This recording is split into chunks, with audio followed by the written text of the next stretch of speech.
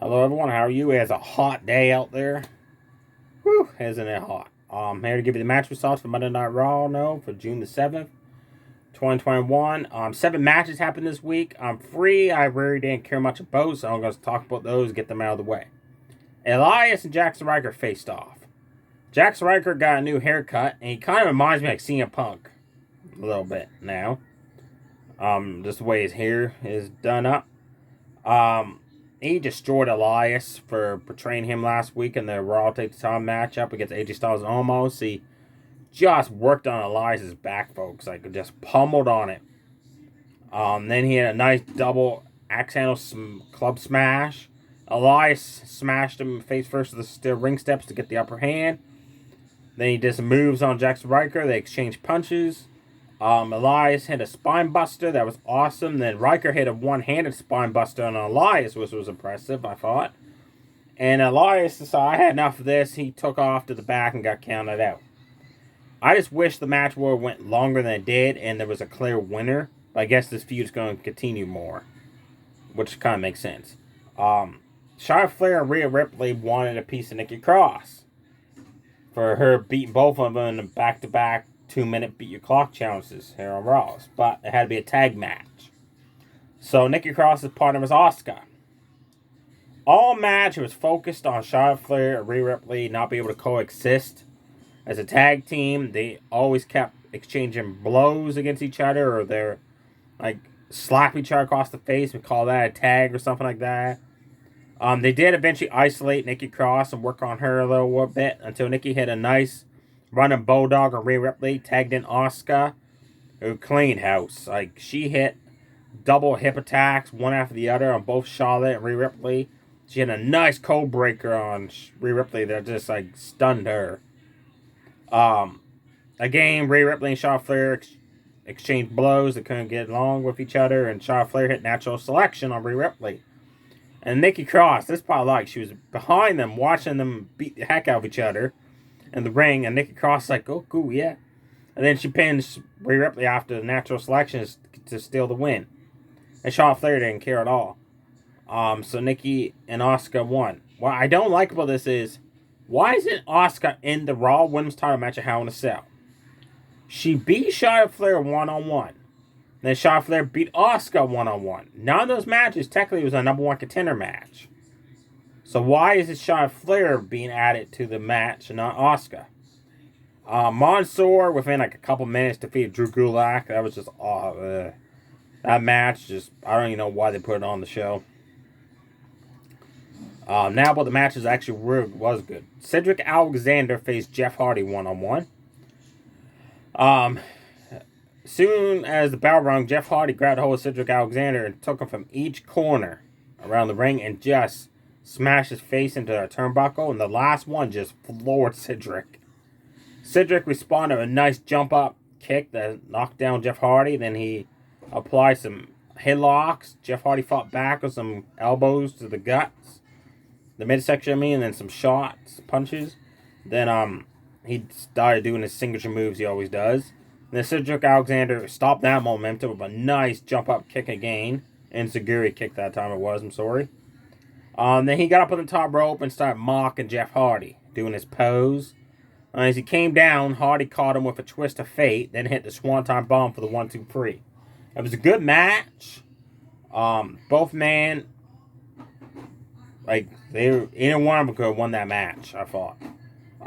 Ricochet and Humberto Carrillo faced off one-on-one. The winner of this match gets to face Sheamus for the United States Championship.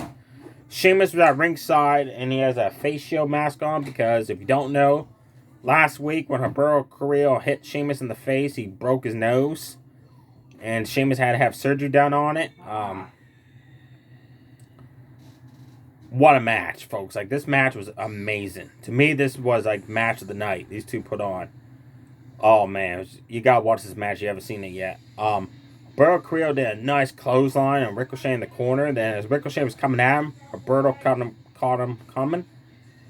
He missed top rope missile drop kicked him outside the ring. Then Ricochet did like all JBL style clothesline from hell and just leveled Humberto Carrillo, folks. And then he had a Spanish fly off the ring apron edge, and both men got counted out. They can make into the ring by the count of 10.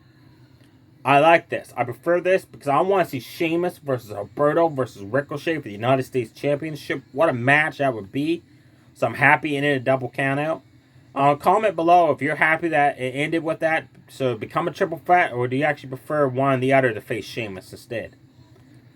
There was a tag team battle royal that happened.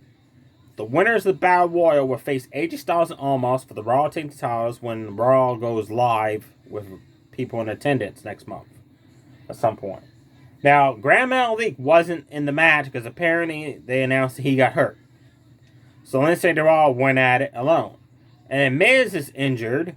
He has a torn ACL. And John Morrison entered himself at the battle royal because I don't know why they put Lindsay and Morrison in it. It made no sense if their other partners are hurt. But anyways, they started fighting each other. Actually, before I get into that, the other tag teams were the Viking Raiders, Mason T-Bar, the New Day, Orton, and Riddle. Lindsay Dorado almost eliminated John Morrison, but Miz made the save outside the ring in his wheelchair, and that allowed Morrison to kick Lindsay Dorado off the ring apron edge. And as Morrison got back in, he got eliminated. Mason T-Bar, actually, they were good. They dominated for quite a bit. They took it right to the Viking Raiders. They started exchanging punches and blows. Then they grabbed, each one of Mason T-Bar grabbed a hold of a New Day member, chokeslammed them. And then they grabbed a hold of Matt Riddle and hit a double-handed chokeslam. And then a member of a Viking Raider and New Day eliminated Mace. And at the same time, the other two members eliminated T-Bar over the top rope. Matt Riddle got eliminated and Xavier Woods, so it came down to Orton, Covey, and the Viking Raiders. So since the Viking Raiders are the only actual tag team in the match, because they were still, like not one of the partners was eliminated, unlike Orton and Covey, they started destroying Orton and Covey. Until when one member of the Viking Raiders picked up one of the other ones and went to drop him on Randy Orton, Kofi Kingston came off the top rope with a picture-perfect stomp, which knocked down both Viking Raiders. That was just a perfect setup for that move. He went for trouble in paradise on Randy Orton, and all of a sudden Matt Riddle ran back into the ring and took the hit for his partner, which allowed Orton to eliminate Covey. And then suddenly the Viking Raiders tossed Randy Orton out of the ring. So the Viking Raiders won the Battle Royal. It was a really good Battle Royal. I enjoyed it. I'm actually happy the Viking Raiders won it. So they're next in line for a Raw Tag Team title match. The only other match that happened was, this was set up. This was your main event. It was set up over what happened at the Battle Royal. Kofi Kingston won it a piece of Matt Riddle. So, Xavier Woods, Orton at ringside. Very good match. I enjoyed it. You guys got to watch this match if you haven't seen it yet. Back and forth action. Kofi had a nice baseball slide drop kick on Randy Orton, which took him out down to the floor. Then Orton had enough of Xavier Woods playing the trombone, and back body dropped him on the announce table. Kobe went for a Hurricanrana off the top rope, and he kind of slipped or messed up or something and didn't look good. So he's like, you know what? I'll just quick jump, double stomp Matt Riddle.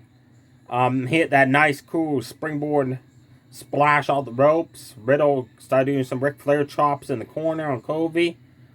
And Kobe responded by hitting a face plant buster on Matt Riddle. Matt Riddle did Orton's signature DDT. Then he set up for the RKO. Kobe countered that, went for Trouble in Paradise. Riddle ducked that, went for the Bro Derek Slam. Kobe countered that, hit Trouble in Paradise for the 1-2-3. So there you have it, folks. Definitely check out Riddle versus Kobe. The Tag Team Battle Royal, Cedric versus Jeff Hardy. Alberto Carrillo and Ricochet. The other matches, you didn't miss much. Stay safe, everybody. Too sweet. Bye.